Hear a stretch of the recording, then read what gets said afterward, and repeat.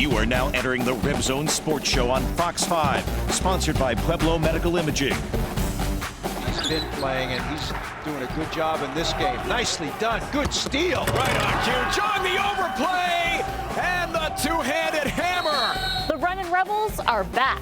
Chong of UNLV. It's been way too long since we've heard this. Hamilton, you can't leave him alone. It's a long two for Hamilton.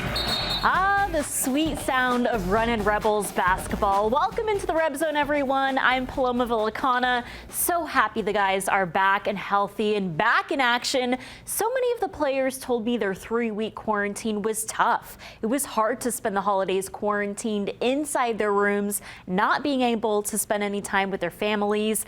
But the guys are back and really hungry for a win. So before we dive into the 2 games against Colorado State, I want to mention a few players that did not travel with the team to Fort Collins this week. Starting guard Marvin Coleman out due to medical reasons. Coach Otzelberger saying he's hopeful Marvin can return this week. Freshman forward Devin Tillis in concussion protocol this week. Junior guard Trey Hurlbert out for medical reasons.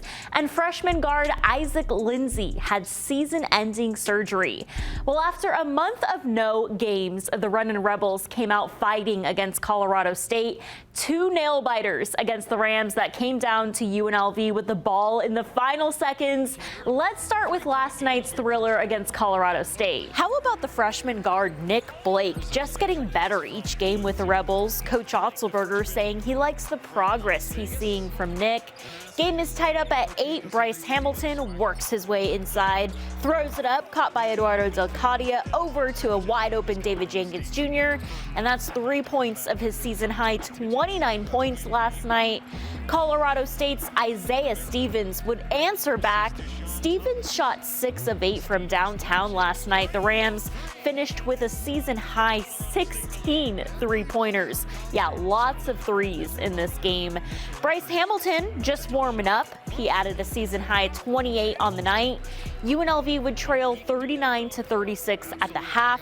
The Rebels would come out strong in the second, a big 3 from Jenkins, who started to turn it up in the second half. So this game was tied for more than 8 minutes in the second half. There were 18 lead changes in this game. It was wild. With 20 seconds to go, Hamilton drives inside for 2, making it a 1-point game. Rebels trail 81-80. Stevens would later be fouled. He hits both of his free throws. 10 seconds left. UNLV down by 3. Hamilton with the ball, shoots it, doesn't go. Mbake, no rebound. That's the game. 83-80 CSU wins. Colorado State finished the game 16 of 29 from behind the arc, while the Runnin' Rebels were 6 of 22 from behind the arc. CSU with a season-high 16 three-pointers. Again, 18 lead changes and 12 ties throughout the game. We caught up with head coach TJ Otzelberger after the game last night. What's the improvement you saw from your team from game 1 to game 2 against Colorado State? I think, certainly David Jenkins' play tonight stood out. I mean, he was really confident and provided a big spark for us, which was great. I think, as a team, we're trying more and more to get that rhythm offensively. I think defensively there's some things tonight we wish we'd have done better. But I think that rhythm offensively, it's part of guys getting used to playing with each other, getting back to practicing in the games. I thought we were a little better that way tonight, being more intentional about what we needed to do. And I also think our guys, they competed through some tough stretches tonight, which, again, when you haven't had the games and the experience, is a bit of a challenge. But I thought we continued to fight through those moments. And, I was proud of the effort we gave, but we came here to win, and we came up short. Well, I saw a lot of physicality tonight, but talk about the physicality and the jump you saw from game 1 to game 2. we know that being physical on the interior and on the glass is going to be something that's really important to our success. And I thought we ramped it up even a little bit today. We got to the foul line a little bit more. I thought our activity level on the offensive glass was really good, and that's something we're going to need to continue to do. You know, we've got some guys on the front line that don't have a lot of game experience and don't have experience here as a running Rebel, but we're going to continue to get those guys ready, because we know that's got to be something, that physicality is going to be something that's really important to us in our success as we move forward in the season. I thought Nick Blake and Reese Brown really shined in this series. What's the growth you're seeing from Nick Blake and Reese Brown? You know, I think first with Nick, I mean, his focus has been tremendous. We've seen it on his daily work habits, and I'll always be somebody that doesn't believe that you just come to the game and show up and play well. It's the byproduct of what you do every day. Nick has recommitted himself, and he's putting the time in, and it shows when he's out there. We've got a lot of confidence in him, and he'll continue to get more opportunities. I know he'll do well. With Reese, I thought, you know, he did some really good things in these 2 games. Was impactful on the offensive boards, finished a couple plays, got us some extra possessions. And again, I think as he continues to add strength and impose his will, he can be another weapon for us on the front line, and certainly made some strides with these 2 games here on the road. Well, I was going to say fresh legs, 2 games under their belt, the energy and the momentum. Is Monday's game a big advantage for your, Tuesday's game a big advantage for your team? Well, we really need the game. I mean, I think the game experience is so important, and you know, we missed those opportunities. And so, especially with some of the guys, whether it's Edo, Reese, Nick, you know, getting those guys that opportunity is really important, that they log those minutes, and then also playing at home at the Thomas and Mack. And so we need to have more games on our court. There's not a lot of teams available this time of the year due to conference play beginning. And so we're going to come to the practice floor, we're going to get better, and we're going to embrace that opportunity to be at our best come Tuesday. And after the game tonight, you know, what were your players saying post-game? What's the mood right now? Or are they hungry? Are they eager to return home and put on a show at the Thomas and Mack? Yeah, they are. I mean, it's not a good feeling when you dump 2 games and you had a chance to win. And again, we're playing one of the better teams at the top of the league. So for us, you want to take advantage of these opportunities. And we had the chance to win both of them, and they slipped away from us. And we've got to do everything that we can to get back on track. So I think there's a stubbornness, there's a focus, and that needs to carry over to the practice court, because if we practice championship habits every single day, those will show up on game nights. And that's what our aim and focus is, especially at this point in the season. And lastly, Coach, I'll just wrap it up with this. What are you most proud of your players and your team and your staff this week? Well, to only have a few days of practice and to not have a game for nearly 5 weeks, I thought our guys came here and they fought. I thought there was a level of physicality. I thought they had urgency. We didn't just come here and show up and try to get in shape. Guys played through some fatigue. Guys played through some adversity. And so there's some positives to take from it, but we're highly competitive. We came here to win. We didn't get the job done. And we need to make sure that we cross every T and dot every I, so that, you know, when we have the next opportunity, we don't leave it on the table. And I feel like our guys are focused on that, and that's my job to bring that out of them every single day. All right, Coach, thanks so much. We can't wait to be back in the Thomas and Mack. It's been way too long, like way too long. So best of luck this week. We'll see you next weekend. Sounds great. Thanks a lot, Paul. And coming up next, we'll take a look at Thursday night's game against Colorado State, see what happened in the final seconds and how Mbake dominated the floor, recording his first double-double of the season. Okay, Mbake, go off. We'll be right back. Now, look at John, the take to the 10 for 2. He has come to play tonight for UNLV. You're watching the RebZone Sports Show on Fox 5, sponsored by Pueblo Medical Imaging. Welcome Welcome back to the Red Zone. Let's take a look back at Thursday night's game against Colorado State, a game that also came down to the wire. The Runnin' Rebels getting ready to jump back into action after their 3-week COVID-19 break. Well, it was Colorado State's David Roddy who opened up the game with 3 threes in the first 5 minutes. Yeah, we know by now that the Rams can shoot the 3-ball. Colorado State would jump out to a 9-6 lead, but then the Caleb Grill starts heating up. 3 3-point baskets in this first half from the Caleb Grill. He was cooking, but Isaiah Stevens races the other way and throws it up on the buzzer. UNLV leads by 1 at the half, 35-34. The Rebels found some offensive momentum in the second half with this steal and massive dunk from Mbake Zhang. Mbake, welcome back. His teammates fired up.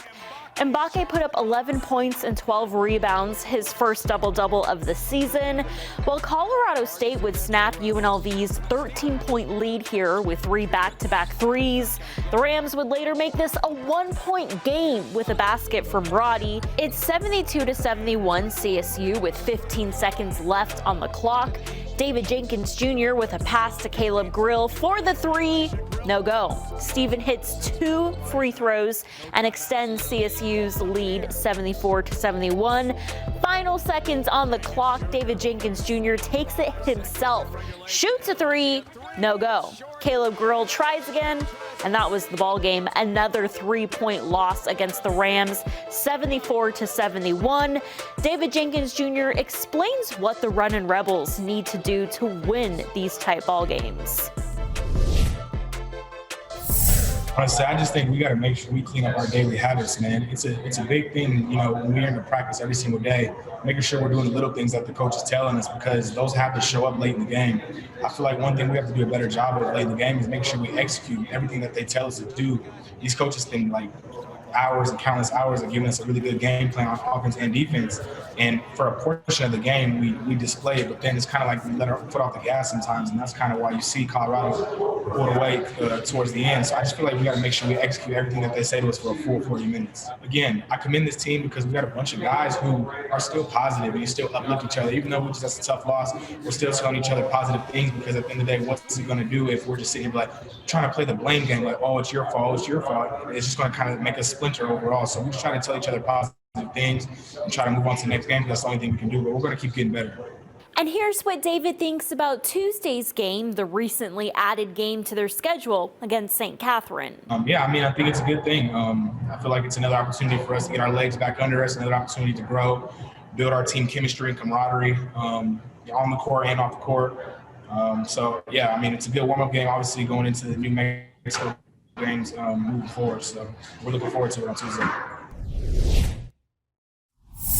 And coming up next, we recap the Lady Rebels week against Colorado State. UNLV putting up a fourth-quarter thriller against Colorado State on Thursday night. Senior Bailey Thomas scoring the most points by a Lady Rebel in almost 4 years.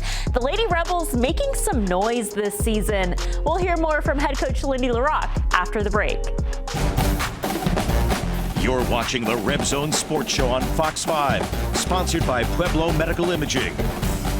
Welcome back to the Red Zone. Well, the Lady Rebels had a big week against Colorado State. On Thursday night, senior Bailey Thomas went off, putting up a career-high 29 points, the most points by a Lady Rebel in almost 4 years. How about that? Game 1 against the Rams was a thriller. UNLV balled out in the fourth quarter, shooting 64% from the floor, their highest percentage of the season in a quarter. The game was tied 4 times in the fourth quarter, but Thomas would seal the win 80-76. Just really proud of our team and the fight defensively. In the first half, we were really good defensively. In the second half, we knew they were going to kind of come full court with us, and number 4 kind of got going for them. But again, we stayed together and didn't crumble. They made some runs and we weathered the storm and ended up with more points. And, as a coach, obviously I can kind of nitpick on some different things, but Bailey, a new career high, Desi with her first double-double, and boy, did we need every point and rebound of that. So just really, really proud of our team and our effort. Saturday's game against the Rams was also a battle in the first 3 quarters, but unlike Thursday night's explosive fourth quarter, UNLV fell flat in the fourth, going on an almost 8-minute span without a single field goal, falling 67-58 against Colorado State. UNLV shot 3 of 17 from the floor in the fourth quarter, going cold against the Rams, falling to 4-5 overall this season. Unfortunately, I just felt like we were a little sluggish, a little tired. Obviously, we had heavy minute players the other night, but that's no excuse. They played harder. They wanted it more. They were after more 50-50 balls. We couldn't. It kind of came to fruition in other things of us missing some layups, being short on our shots a little bit. So it's good to address it and fix it. But, credit to them. Number 4 had a great game again. We didn't quite have an answer. But really, honestly, I didn't think our defense was too bad. We just couldn't score. I know we went a long stretch there in the fourth quarter without scoring at all. I mean, shooting 17%, that's, counting that last 3 that, really didn't really do much for the game anyway. So, disappointing, but that's how it went, and we have to, just kind of learn from it, take it in stride. We got to keep moving forward. We got New Mexico coming here next weekend, so we got a nice long week to prepare and get back ready. And coming up after the break, we'll see what's on tap this week for the Lady Rebels and the Runnin' Rebels. Both teams are at home this week. We'll also take a look at what home games the Runnin' Rebels just added to their schedule. You're watching the RebZone Sports Show on Fox 5, sponsored by Pueblo Medical Imaging.